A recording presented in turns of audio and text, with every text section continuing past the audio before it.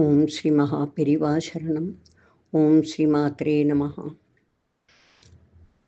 சதா பாலரூபாபி விக்னாத்ரி ஹந்த்ரி மகாதந்தி வக்த்ராபி பஞ்சாஸ்யமான்யா விதீந்திராதிமிருக்யா கணேசாபிதாமி விதத்தாம் ஸ்ரீயம் காபி கல்யாணமூர்த்திஹி. மாதக்ஷணம் ஸ்னபய மாம் தவ வீக்ஷிதேன மந்தாக்ஷிதேன சுஜனை அபரோக்ஷிதேன காமாட்சி கர்ம திமிரோத்கர பாஸ்கரேண ஸ்ரேயஸ்கரேண மதுபத்யுதி தஸ்கரேண. சதாசிவசமாரம்பாம் சங்கராச்சாரிய மத்யமாம் அஸ்மதாச்சாரிய பரியந்தாம் வந்தே குரு பரம்பராம். ஸ்ருதி ஸ்மிருதி புராணானாம் ஆலயம் கருணாலயம் நமாமி பகவத்பாதம் சங்கரம் லோகசங்கரம். அபார கருணா சிந்தும் ஞானதம் சாந்தரூபிணம் ஸ்ரீசந்திரசேகர குரும் பிரணமாமி முதான்வகம். ஐங்கார ஹ்ரீங்கார ரகஸ்யயுக்த ஸ்ரீங்கார கூடார்த்த மகாவிபூஜ்ய ஓங்கார மர்ம பிரதிபாதினீभ्यां நமோ நம ஸ்ரீ குரு பாதுகாभ्याம். இனி 35வது ஸ்லோகம். ஆக்ஞா சக்கர தேவியின் ரூப வர்ணனை. மனஸ்த்வம் வ்யோமத்வம் மருதசி மருத் சாரதிரசி த்வம் ஆபத்வம் பூமி த்வயி பரிணதாயாம் நஹி பரம் த்வமேவ ஸ்வாத்மானம் பரிணமயிதும் விஸ்வவபுஷா சிதானந்தாகாரம் சிவயுவதி பாவேன பிப்ருஷே. சென்ற 34வது ஸ்லோகத்தில் அம்பாள் ஈஸ்வரனை அனுசரித்தும் ஈஸ்வரன் அம்பாளை அனுசரித்தும் இந்த ஜெகத் சிருஷ்டியை மேற்கொள்கிறார்கள் என்று படித்தோம். இந்த 35வது ஸ்லோகத்தில் அம்பாள் தன்னை பரமேஸ்வரனின் பத்னி என்று பாவிக்கும் பொழுதுதான் சிருஷ்டி சித்திக்கிறது என்கிறார். இதில் அம்பாள் 6 ஆதார சக்கரங்களின் தத்துவமாக இருக்கிறாள். இதற்கு மேல் 7வது சக்கரமான சகசிராரத்தில் ஈஸ்வரன் இருக்கிறார். அங்கு இந்த 6 தத்துவங்களாக விளங்கும் அம்பாள் ஈஸ்வரனோடு இணைந்து சகல ஜகத்தை, இந்த பிரபஞ்சத்தை சிருஷ்டிக்கிறாள்.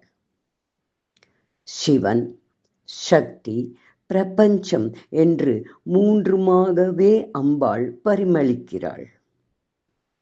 இந்த தத்துவத்தை புரிந்து கொள்ள எடுத்துக்காட்டாக பானையை எடுத்துக்கொள்வோம். இதை உருவாக்க மண் தேவை. ஒரு பானை உருவாக மண்ணிடம் ஒரு செயல் நடக்கிறது. இந்த செயலும் மண்ணும் சேரும் பொழுது பானை உருவாகிறது, மண் மறைந்து விடுகிறது. இங்கு செயலும் அதனால் உருவாக்கப்பட்ட பொருளும் தான் கண்ணிற்கு தெரிகிறது. இந்த உதாரணத்தின் மூலம் சிவன், சக்தி, பிரபஞ்சம் என்கிற தத்துவத்தை புரிந்து கொள்ளலாம். பரபிரம்மமான சிவன் என்பது சுத்தமான மண். பானை என்பது சிருஷ்டிக்கப்பட்ட இந்த பிரபஞ்சம். இந்த பானை உருவாக காரணம் செயல் என்கிற சக்தி தத்துவம், அதாவது அம்பாள். ஜெகத் சிருஷ்டிக்காக கிரியா சக்தியான அம்பாள் காமேஸ்வரரிடம் ஐக்கியத்தை ஏற்படுத்தி தான் ஈசனின் பத்னி என்கிற பாவனை ஏற்படும் பொழுதுதான் சிருஷ்டி சித்திக்கின்றது. ஆக சிருஷ்டிக்கு காரணம் அம்பாள், சிருஷ்டிக்கப்பட்ட வஸ்து பிரபஞ்சம். இது ஏற்பட அம்பாள் ஈசனோடு ஐக்கியப்படுகிறாள். சுத்த பிரம்மத்தோடு இணைந்து அம்பாள் அதிலிருந்து ஒரு காரியத்தை வெளிக்கொண்டு வருகிறாள். அதாவது பிரபஞ்சம் என்பதை வெளிக்கொண்டு வருகிறாள். ஆனந்த பைரவரோடு இணைந்து ஆனந்த பைரவியாக இந்த பிரபஞ்சத்தை சிருஷ்டியை ஏற்படுத்துகிறாள் என்பதே இந்த ஸ்லோகத்தின் தாத்பரியமாக பகவத் பாதாள் விளக்குகிறார். இனி ஸ்லோகமும் அதன் அர்த்தமும். மனஸ்துவம் வியோமத்வம் மருதசி மருத்சாரதி அசி. ஹே தேவி, ஆக்ஞா சக்கரத்திலுள்ள மனஸ் தத்துவமானது நீதான். வியோம தத்துவம், அதாவது விசுத்தி சக்கரத்திலுள்ள ஆகாச தத்துவமும் நீதான். மருதசி மருத், அநாகத சக்கரத்திலுள்ள வாயு தத்துவமும் நீதான். மருத்சாரதி, சுவாதிஷ்டானத்திலுள்ள வாயுவிற்கு சகாவான அக்னி தத்துவமும் நீதான். துவம் ஆப, துவம் பூமி, துவம் பரிணதாயாம் நகி பரம். ஆப என்றால் மணிப்பூரக சக்கரத்திலுள்ள ஜல தத்துவமும் நீயே.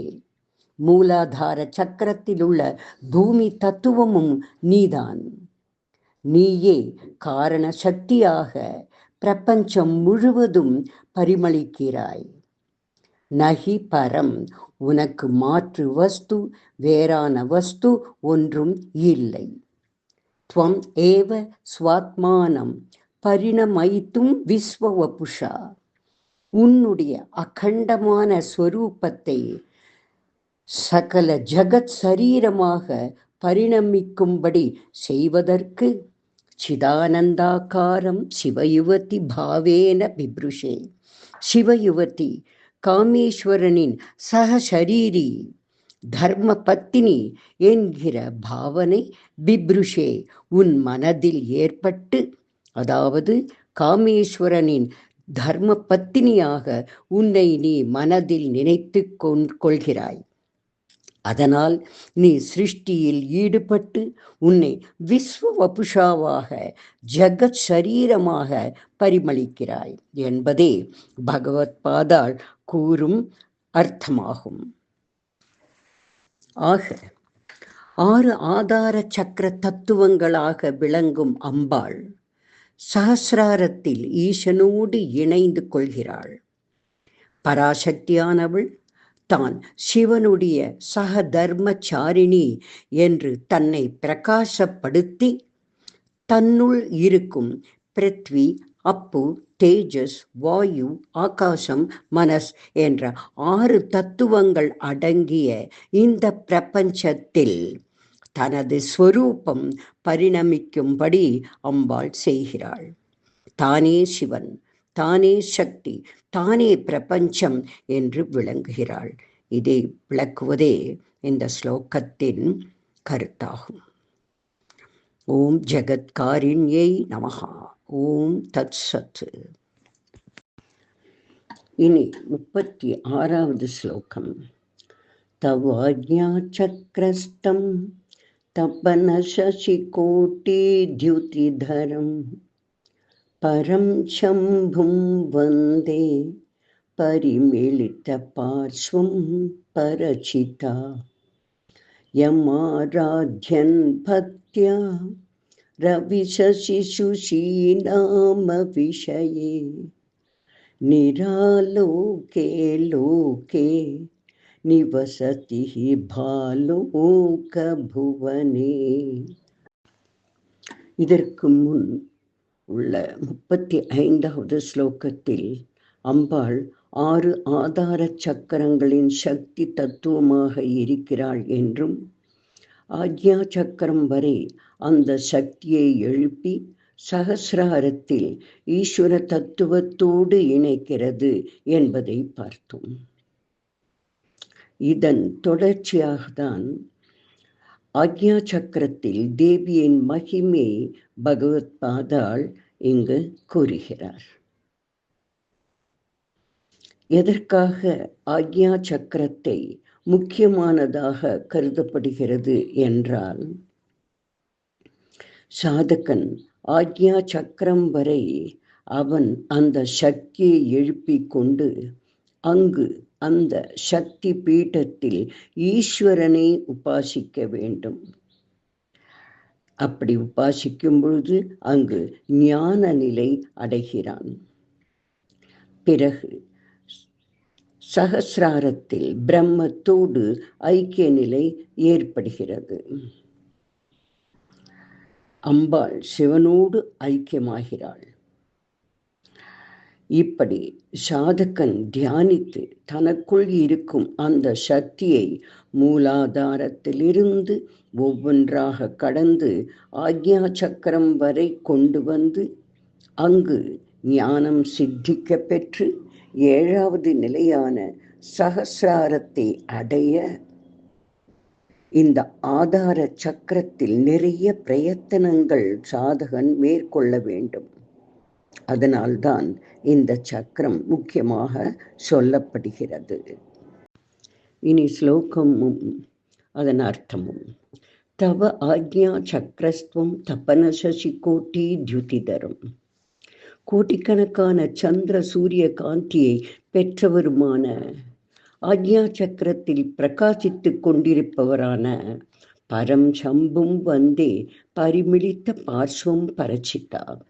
சகுண நிர்குண சக்திகளை இடது பக்கமும் வலது பக்கமும் கொண்டவரான மகிமையுள்ள காமேஸ்வரனை எம் ஆராத்யன் பக்தியா ரவிசசி சுசீநாம அபிஷயே.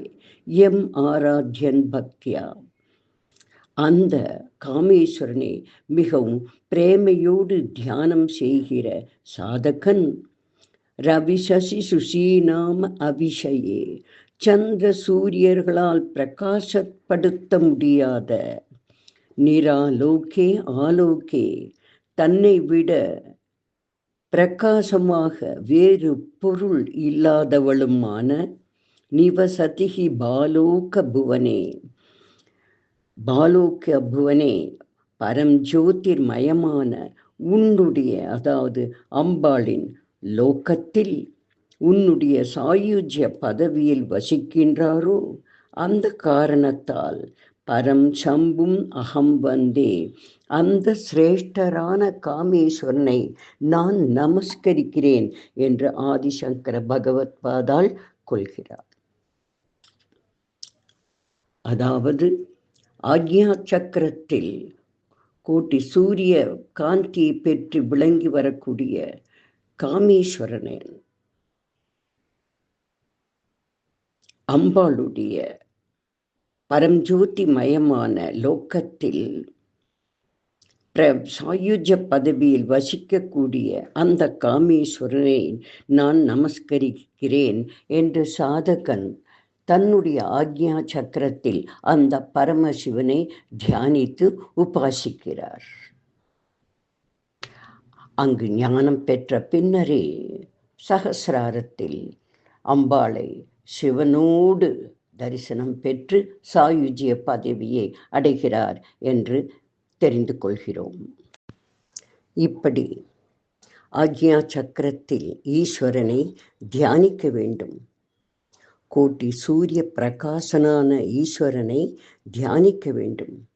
இப்படி தியானிக்கும் பொழுதுதான் சகசிராரத்தில் அந்த பராநிலை, அதாவது பரமசிவ பராசக்தி நிலை கைகூடும். எப்படி சாதகன் ஆக்ஞா சக்கரத்தில் ஈஸ்வரனை உபாசிக்க வேண்டும் என்பதை இந்த ஸ்லோகத்தில் அறிகிறது. 6 ஆதார சக்கரங்களின் சக்தியாக அம்பாள் இருக்கிறாள் என்பதை 35வது ஸ்லோகத்தில் படித்தோம்.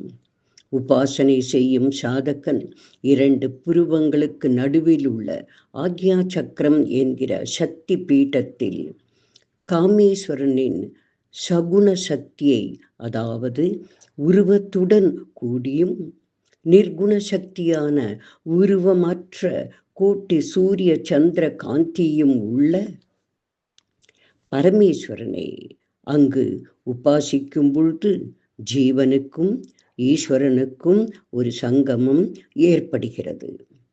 பரமசிவனின் அருளுக்கு சாதகன் பாத்திரமாகிறான். பிறகு அம்பாளின் வாச்சஸ்தலமாகிய சகசிராரம் என்கிற பிரம்மரந்தத்தில் தேவியின் தரிசனம் சகசிராரத்தில் கிடைக்கப் பெறுகிறது. அதாவது சிவனோடு சேர்த்து அம்பாள் தரிசனம் கிடைக்கப் பெறுகிறான். ஆக தேவியின் திருவடிகளை அடைய ஆக்ஞா சக்கரத்தில் சிவஸ்வரூபத்தை சாதகன் தியானிக்க வேண்டும். இப்படி ஆக்ஞா சக்கரத்தில் பரமசிவ வழிபாடு என்பது சாதகனின் சக்தி என்கிற அம்பாளை சிவனோடு இணைக்க பிரயத்தனப்படுவதாகும். பிறகு சகசிராரத்தில் சிவ சக்தி ஐக்கிய நிலை ஏற்பட்டு அந்த ஸ்வரூபத்தை தரிசனம் செய்கிறான் என்பதே இந்த 36வது ஸ்லோகத்தின் கருத்தாகும். ஓம் தத் சத். ஓம் ஸ்ரீ மாத்ரே நமஹ.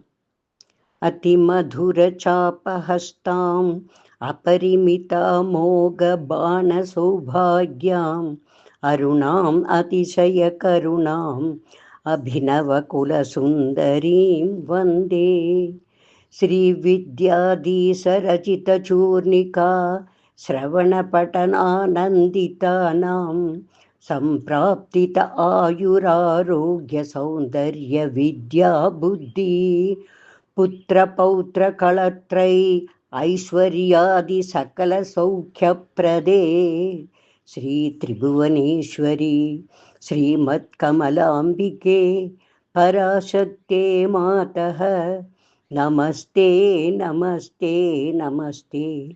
पाहि मां पाहि मां पाहि मां देवी तुभ्यं नमः.